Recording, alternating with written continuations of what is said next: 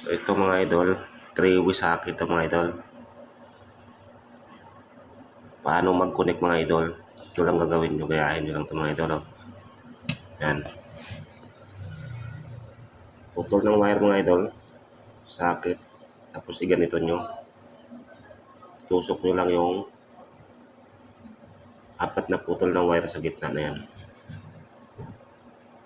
Tapos yung live mga idol, ilagay nyo dito sa dulo. Ito. Tapos ayos na yan. O ito na mga idol. Buo na siya, nakabit na natin sa pader. Try na natin kung andar na. Kung may kuryente mga idol, andar na itong electric fan. Mga idol, goods.